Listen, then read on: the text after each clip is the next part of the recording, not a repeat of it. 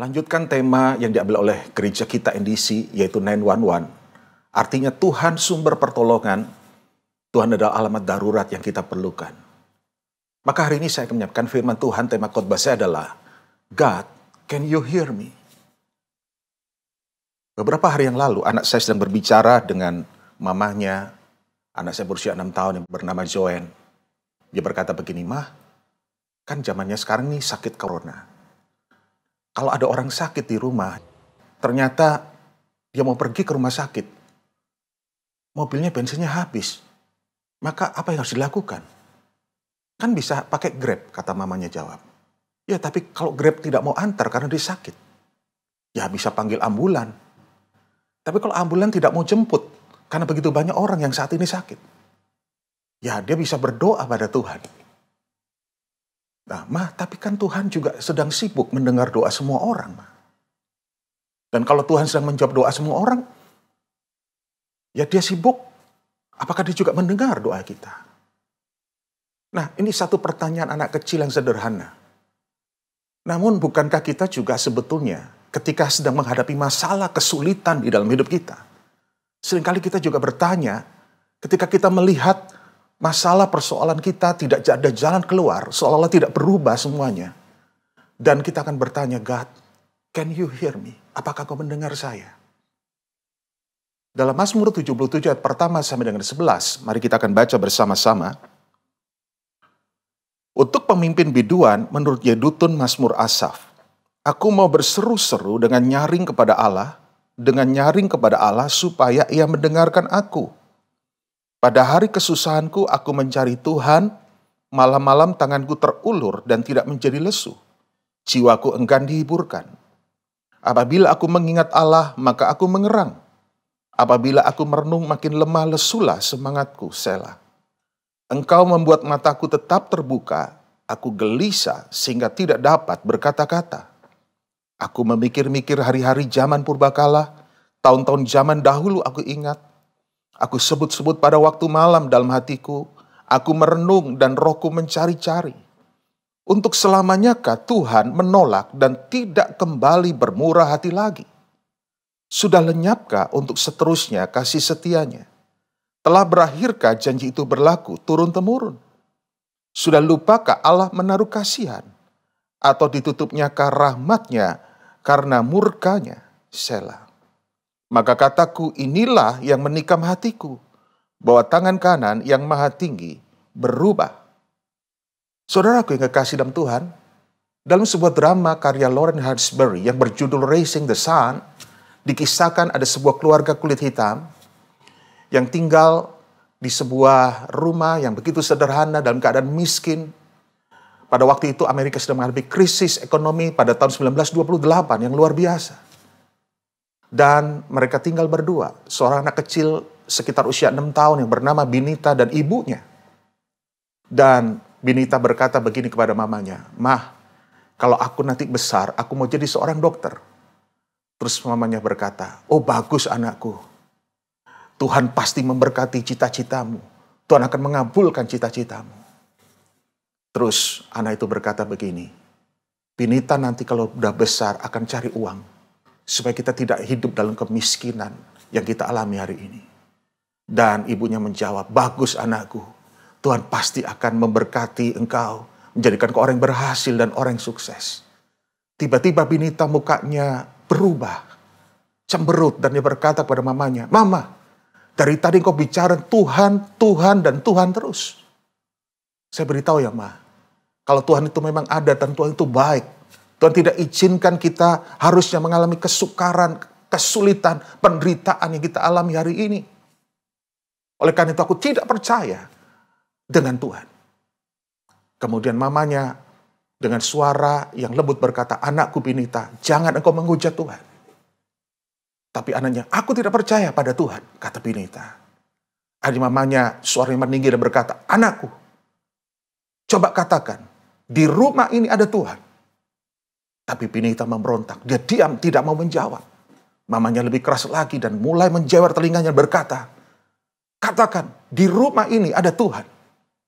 Akhirnya dengan suara yang terbata-bata, Binita mengatakan, "Di rumah ini ada Tuhan."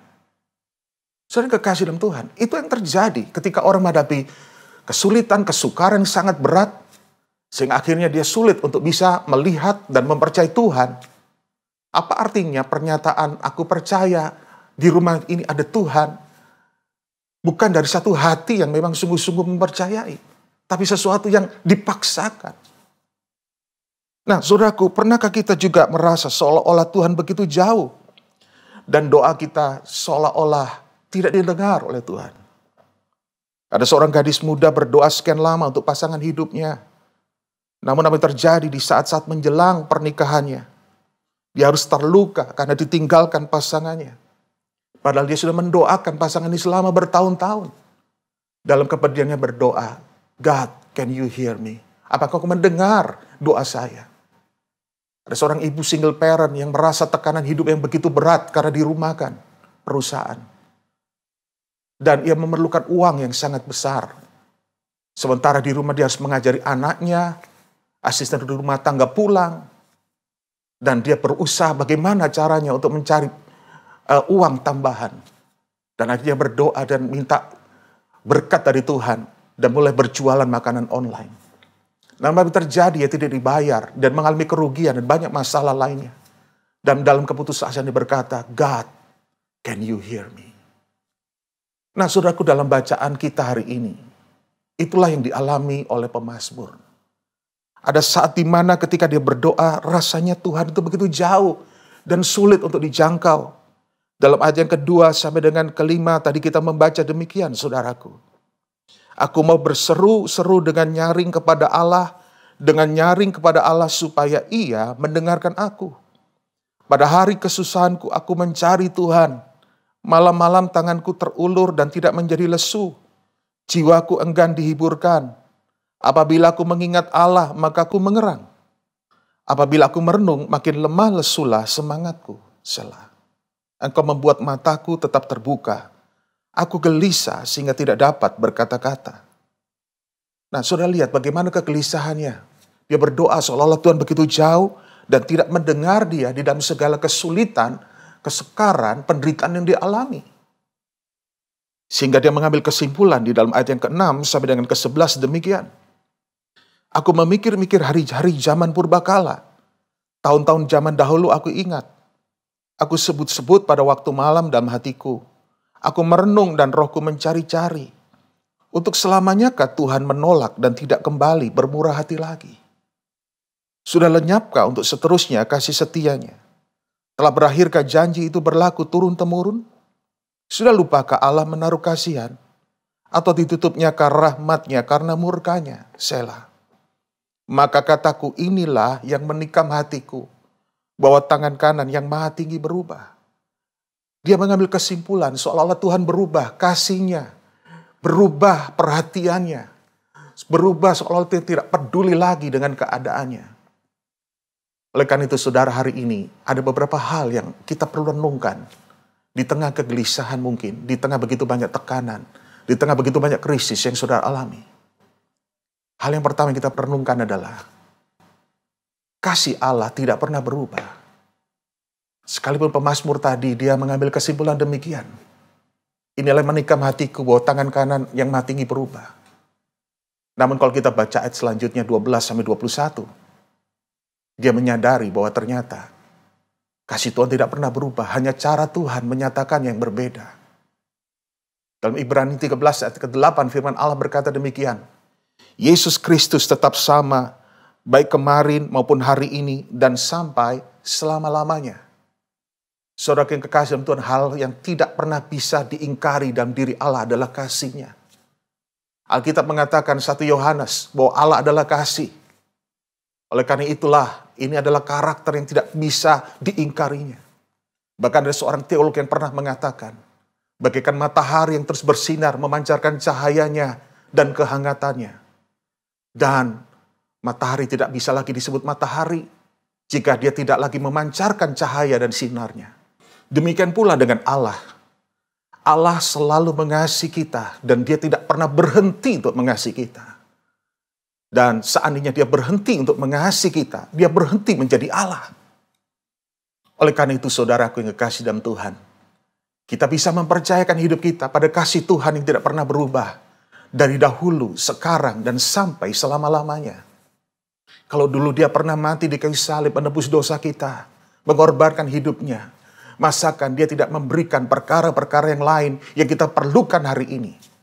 Oleh karena itu saudaraku, di tengah krisis yang kau alami hari ini, tetap percaya bahwa kasih Tuhan tidak pernah berubah di dalam kehidupan kita. Hal yang kedua yang kita perlu renungkan adalah Allah seringkali bekerja di balik layar. Bahwa kenyataan yang kita alami seolah-olah begitu sulit, begitu berat untuk kita hadapi. Namun ternyata saudara, Tuhan tidak tinggal diam. Pemazmur tadi, dia juga mengalami hal yang sama.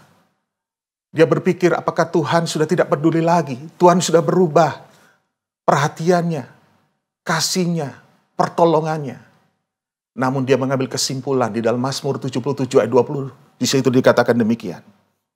Melalui laut jalanmu dan lorongmu melalui muka air yang luas. Tetapi jejakmu tidak kelihatan. Dia mengambil kesimpulan ternyata bukan berarti Tuhan itu berdiam. Kadang-kadang jalan Tuhan itu melalui laut. Lorong-lorong yang begitu sulit, yang begitu luas. Namun jejak Tuhan tidak kelihatan. Dia tidak menampakkan mungkin dirinya, saudara. Mungkin kita merasa sendirian dan tidak ada yang mempedulikan kita. Mungkin kita merasa hidup kita begitu terpuruk. Kita tidak melihat tanda-tanda yang baik untuk setiap masalah yang kita alami. Dan mungkin kita seolah-olah tidak mengalami perubahan apapun. Sesuai dengan kita doakan. Dengar bahwa Tuhan jejaknya tidak kelihatan. Di balik layar, dia sedang merencanakan sesuatu yang terbaik buat kehidupan kita. Di balik layar, Tuhan mempedulikan saudara dan sedang mengarahkan engkau kepada jalan-jalan kebenaran, jalan-jalan damai sejahtera, jalan-jalan yang penuh dengan harapan. Dan hal yang ketiga yang kita bisa renungkan dari pembacaan firman Tuhan hari ini adalah Allah menjawab doa kita sesuai dengan rencananya. Seringkali kita berharap Tuhan menjawab doa kita sesuai dengan yang kita inginkan. Kita ingin supaya memiliki sejumlah uang karena kita memerlukan sesuatu yang kita harus bayar. Mungkin kita meminta sesuatu yang kita inginkan. Pasangan hidup yang cantik, yang baik, yang murah hati, atau yang ganteng, yang tampan, dan memiliki penghasilan yang baik. Tapi kadang-kadang apa yang kita inginkan, yang kita mau, ternyata tidak sesuai dengan apa yang kita dapatkan, saudara. Saudara perlu sadar satu hal, satu prinsip. Tuhan menjawab doa kita bukan seperti yang kita mau atau inginkan. Namun Tuhan menjawab doa kita sesuai dengan rencananya bagi hidup kita. Kadang-kadang ini yang kita tidak bisa mengerti, saudara. Tuhan memang menjawab doa kita, tetapi Tuhan menjawab sesuai dengan rencananya bagi hidup kita. Kenapa demikian? Karena rancangan Tuhan itu jauh lebih besar dari rancangan kita, dari keinginan kita, dari kemauan kita. Yesaya 55 ayat ke-8 sampai ke-9 berkata demikian. Sebab rancanganku bukanlah rancanganmu, dan jalanmu bukanlah jalanku. Demikianlah firman Tuhan. Seperti tingginya langit dari bumi, demikianlah tingginya jalanku dari jalanmu, dan rancanganku dari rancanganmu. Kita hanya bisa melihat 1 meter ke depan kehidupan kita. Tapi Tuhan sudah melihat 10 meter ke depan. 10 langkah ke depan dari kehidupan kita. Saya tidak bisa bayangkan seandainya semua doa kita yang kita inginkan, yang kita mau dikabulkan Tuhan. Tidak semuanya hal itu mendatangkan kebaikan dalam kehidupan saudara. Dan Tuhan tahu yang terbaik, rancangannya melampaui apa yang bisa kita bayangkan dan kita pikirkan. Oleh karena itu kita perlu saudara mempercayai rancangan Tuhan di balik semua doa yang kita nyatakan kepada Tuhan. Restatement seorang hamba Tuhan pernah menyatakan demikian. Kita tidak dapat mengambil kekuatan Tuhan untuk memenuhi semua rencana dan keinginan kita. Tetapi biarlah Tuhan yang mengambil seluruh hidup kita untuk memenuhi rencananya. Oleh karena itu, kalau sudah mempercayai rencana Tuhan yang terbaik, engkau tidak akan kecewa ketika doamu mungkin tidak dijawab sesuai dengan apa yang kau inginkan. Mungkin saudara harus menghadapi kegagalan, tapi dengar, di balik kegagalan ada keberhasilan yang lain yang Tuhan sedang bukakan buat saudara. Mungkin di balik kekalahan yang kau alami hari ini, Tuhan sedang membuka kemenangan yang lain bagi hidup saudara. Saya teringat Abraham Lincoln. Apa jadinya seandainya dia berhasil menjadi seorang penjaga toko? Dia punya cita-cita untuk menjadi penjaga toko dan punya toko yang cukup besar. Tapi ternyata dia harus mengalami kegagalan untuk menjadi penjaga toko dan pemilik toko.